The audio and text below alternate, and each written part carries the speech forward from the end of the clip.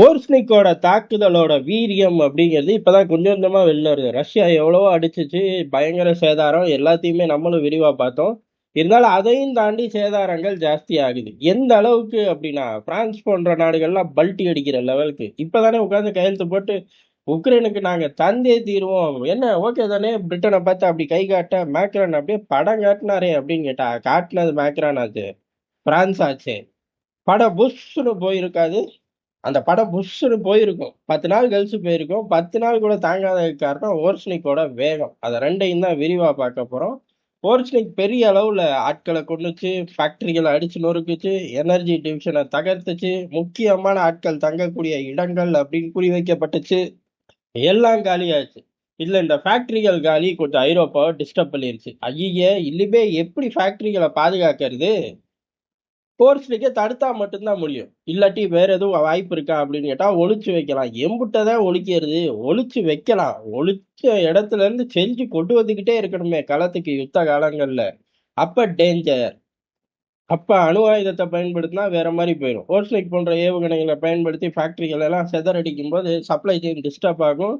மீண்டும் சப்ளையை கொண்டு வரதுக்குள்ள உசுறு போய் உசுறு வந்துடும். அப்ப மிகப்பெரிய டேஞ்சர்ல நம்ம இருக்கபா அப்படின்னு ஐரோப்பா இப்பதான் ஃபீல் பண்ணுது. சத்தியமா நீங்க இருக்கீங்கடா. இதை காட்டிலும் பயங்கரமான ஆயுதங்கள் எது? ஒரு ஸ்னீக்கை காட்டிலும் பயங்கரமான ஆயுதங்கள்லாம் களத்துக்கு மிக விரைவில் வந்துடும். யுத்தத்தை முடிச்சுக்கங்கன்னு மெட்டடேவ் கூப்பிட்டு சொல்றாரு. யாரை கூப்பிட்டுன்னு கேட்கக்கூடாது. அவங்க ஊர்ல இருந்து அவர் அறிக்கையை விட்டுக்கிட்டார். காரணம் ஓர்ஸ்னிக்கோட மைலேஜை ரஷ்யா முழுசா அனுபவிக்குது. அப்ப மட்டும்தான் இந்த பயலுக செதறி ஓடுவாங்க. காரணம் இதுக்கு தடுக்க ஆயுதம் இல்லை. இது அமெரிக்காவும் வாயை மூடி பார்த்துக்கிட்டே இருக்கு. ஆயுதம் இருந்தா அமெரிக்கா ஏதாச்சும் அறிக்கை விட்டுரும். எங்ககிட்டே இருக்கு, என்ன நீ பேட்டரியா சிஸ்டத்தை லைட்டா பேட்டரிகளை அப்டேட் பண்ணி அப்படி ஜூல் கிளப்பிடுவோம் பாத்துக்க அப்படின்ட்டுருவாங்க. இல்லாட்டி அங்க உள்ள மஸ்கை விட்டு எதையாச்சும் பேச விட்டுருவாங்க. இல்ல டிஃபென்ஸ் செக்ரட்டரி கேட்கவே வேணாம், அந்த ஆள் நானே சூப்பர்மேன்டா, டே நானே நிறுத்திடுவேன்டா கையாலேயே அப்படின்ட்டுருவாரு. இப்படி எந்த ஆப்ஷனும் இல்லாதனால அமெரிக்காவே சைலண்டா இருக்கு. அதுவே பாதி ஐரோப்பாவுக்கும் பயம்.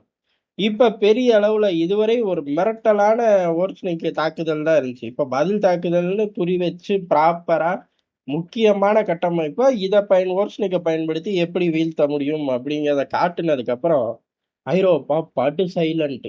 ஆஹா மாட்டிக்கிட்டோமே, நேத்து தானே போய் இவனுக்கு அவ்வளவு தரோம் இவ்வளவு தரோம்னோம் அப்படின்னு சொல்லி ரொம்ப ஒரு பதட்டமான நிலைமைக்கு போகும்போது ஐரோப்பா இந்த யுத்தத்தை நடத்துறதுக்கு அப்படின்னு சொல்லி உக்ரைனுக்கு உதவிகள் தரதுக்கான காலம் வந்துருச்சு. காரணம் என்ன? 2026 பிறந்துருச்சு. இந்த வருஷம் யுத்தத்தை நடத்தணும். இதெல்லாம் நாங்களா தந்துருவோம். நாங்களாம் எப்பேற்பட்ட ஆட்கள், இந்த யுத்தமே எங்கனால தானே நடக்குது, தரமாட்டோமா 2026க்கு அப்படின்னு சொல்லி பெரிய அளவுல 90 பில்லியன் யூரோ தரோம் அப்படின்னு சொல்லி அறிவிச்சார்கள். அதை தரதுக்கான ப்ராசஸ் இந்த பக்கம் மேக்ரான் போய் தனியா மைலேஜ் எடுத்துட்டு வந்துட்டாரு. நம்ம எதையாச்சும் செஞ்சிட வேணாமா, இதை ரிலீஸ் பண்ணி விடுங்க, இப்ப ரிலீஸ் பண்ணாதான் அடுத்து 1-2 நாடுகள் கட்டையை கொடுக்கும், அதெல்லாம் சரி பண்றதுக்கு வசதியா இருக்கும் அப்படின்னு சொல்லி இப்பவே ரிலீஸ் அப்படின்லாங்க. கடைசியில அது லோனுன்ட்டாங்க. அப்புறம் என்னடா அது உதவிங்கிற? லோன் கொடுக்கறதே உதவி யுத்தம் நடக்கக்கூடிய நாட்டுல, தெரியுமா? அடா பாவிக்கலாம், ஃபர்ஸ்ட் இப்பெல்லாம் நீங்க பேசவே இல்லையடா. ரஷ்யா வெளியேற வரையும், ரஷ்யா இருக்கிற வரையும் உக்ரைனை பாதுகாக்கிறது எங்களோட அம்பர்லான்னு நீங்களேடா, அதுவும் ஓசியிலேயே நீங்களேடா. இல்ல ஜெலன்ஸ்கி வேற சத்தியம் பண்ணாரு, எங்களை காப்பாத்தினாதான் நீங்க பாதுகாப்பா இருக்க முடியும், உங்களுக்காக நாங்க பலியாகிறோம் தெரியுமான்னாரு. அப்படி மிகப்பெரிய அளவுல இப்படிலாம் உலகத்துல இருக்கா அப்படின்னு ஆச்சரியமா பாக்குற மாதிரிதான் பேசிக்கிட்டு இருந்தாங்க. அப்பே கீழ இருந்து எல்லாரும் சொன்னோம், டேய் கூமுட்ட வேலையை விரட்டி பாக்குறீங்கடா அப்படின்னு. இப்ப விஷயம் வந்துருச்சா? லோன் அப்படின்னு சொல்லி தர ஆரம்பிச்சிட்டாங்க. ஏற்கனவே லோன் இல்லைன்னு சொல்லி தந்ததே வாங்கிட்டு இருக்காங்க. கனிம வளத்துல கொஞ்சம் எனக்கு கொடுத்துடணும், 2 மூட்டைக்கு மேல நீ எடுக்க கூடாதுன்னு மிரட்டிக்கிட்டு இருக்காங்க. இப்ப லோனுன்னு சொல்லி தந்ததுக்கு அப்புறம் என்ன ஆகும்? அநேகமா யுத்தம் முடிஞ்சதுக்கு அப்புறம் ரஷ்யா ஒரு பக்கத்தை பீஸ்ஃபுல்லா ஆள போது, அந்த சைடு போன மக்கள் பொழைச்சுக்க போறாங்க. இந்த சைடு உள்ள மக்கள் மிகப்பெரிய திண்டாட்டத்தை சந்திச்சே தீரணும். இதை யாராலையும் மாத்த முடியாது. கடக்கட்டும். சரி, 90 பில்லியன் யூரோஸ் டிரான்ஸ்ஃபர் ஆயிருமா அப்படின்னு கேட்டா, என்ன 10 நாள் கழிச்சு டிரான்ஸ்ஃபர் ஆகும்? நடுவுல ஹங்கேரி தடுத்திருக்கும்ல அப்படின்னு பார்த்தோம்னா, இந்த தடவை தடுத்ததே பிரான்ஸ்.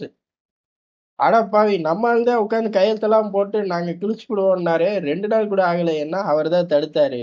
தடுத்ததுக்கு ஒரே காரணம், அதோட பர்ஃபார்மன்ஸை பார்த்து பயந்துட்டார். அதே சமயம் இந்த 90 பில்லியனு இப்படி யுத்தத்துல போட்டு இவன் எதையாச்சும் ஆக்ரோஷமா பண்ணி பதிலுக்கு ரஷ்யா எதையாச்சும் ஆக்ரோஷமா பண்ணா நம்ம மாட்டிக்குவோம். அதே சமயம் இந்த 90 பில்லியன் யூரோ நேரா அமெரிக்காவுக்கு தான் போகும். அவன் ஓர்ஸ்னிக்காக ஒரு வலுவான ஆயுதத்தை இதை வச்சு கண்டுபிடிச்சுக்குவான். அப்புறம் நம்ம பொழப்பு, அதை ரிமோட் எல்லாம் புடுங்கி வச்சுக்கிட்டு கொடுக்குறேன்னு நம்மளையே ஆள பார்ப்பான், இல்ல கொடுக்கவே மாட்டேன்பான்.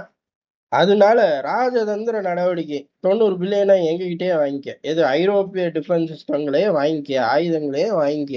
இப்ப என்ன கெட்டு போச்சு, அதை கட்டில சீக்கிரம் டெலிவரி தர டெலிவரி அப்படி ஜங்குன்னு ட்ரக்ல வந்து கொடுத்துட்டு போயிடுறோம், ஓகே தானே அப்படின்னு சொல்லி பிளாக் பண்ணிட்டாங்க. ₹1 அமெரிக்க பர்ச்சேஸ் கிடையாது. அமெரிக்க பர்ச்சேஸ்னு சொல்ல, ஐரோப்பிய பர்ச்சேஸ்க்கு மட்டும்தான் 90 பில்லியன் யூரோ அப்படின்னு சொல்லிட்டார்கள். இது எல்லா பயிலுக்கும் ஷாக்கு, என்ன இப்படி பண்ணிட்டீங்க அப்படின்னு வெளியில அப்படி பதறி ஒரு ரியாக்ஷனு.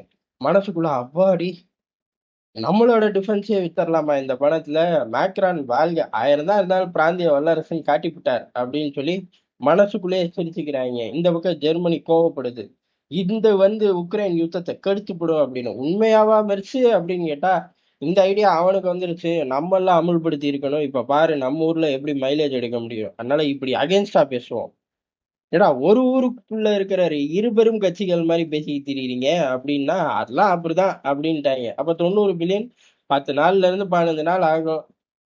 இதுக்கு நடுவுல ஏன்டா ₹1 கூட என்கிட்ட வாங்காத அளவுக்கு பெரிய ஆள் ஆயிட்டீங்களான்னு அண்ணன் அமெரிக்கா அடிப்பான். இப்ப முக்கோண காதல் மாதிரி முக்கோண அரசியல்ல இந்த விவகாரம் மாட்டிக்கிச்சு.